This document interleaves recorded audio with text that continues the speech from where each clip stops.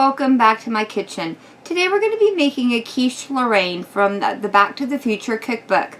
The ingredients we'll need are 6 whole eggs, 1½ cups of half and half, 6 ounces of freshly shredded sharp cheddar cheese, 8 slices of thick cut bacon that I've gone ahead and cooked off and chopped up into bite-sized pieces.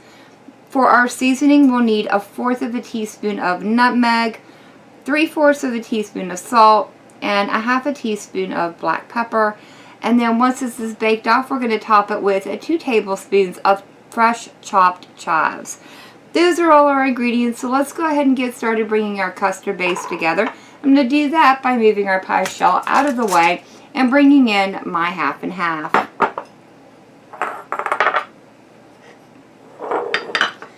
To the half and half, I want to go ahead and start cracking my eggs in. Now that I have my eggs completely incorporated, I'm going to go ahead and add my salt, pepper, and nutmeg. Now that I have those stirred in, I'm going to go ahead and add in all of my bacon.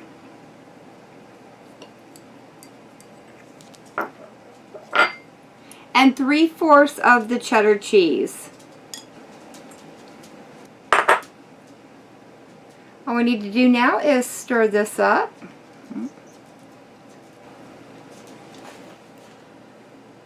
Now that I have the bacon and cheddar stirred into our custard base, I'm going to go ahead and bring in my pie shell. And I did wrap my edges with aluminum foil just to prevent them from burning in the oven. And I'm going to go ahead and pour my base in. The only thing I have left to do is to top it with the remainder of our cheddar cheese. And then this is going to go into a 375 degree oven for about 35 to 40 minutes.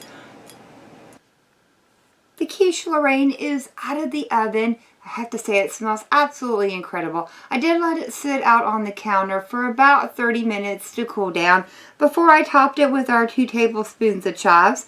All we have left to do now is to get in here and try it out. This is really good. Really bacon forward, very cheesy. I'm really enjoying this. The only thing I would say is it's a little bit too salty for my taste. I think the next time I make this, I'll definitely be adding just a tiny bit less salt than what we did today. The only other thing I think I would change is I would definitely decrease the amount of nutmeg. I do definitely detect it in the background. And while it's not unpleasant, it's just a tad bit stronger than what I was expecting. So I'll definitely be backing that down as well. But other than that, this is a really good recipe from the Back to the Future cookbook. And that is going to be it for me for the day. If you have enjoyed this video, leave me a comment down below. If you guys tried this recipe out, let me know how it turns out for you. And as always, thank you all so very much for joining me today. Happy Fall Girl. I hope you guys have enjoyed, and I hope I'll see you in the next one.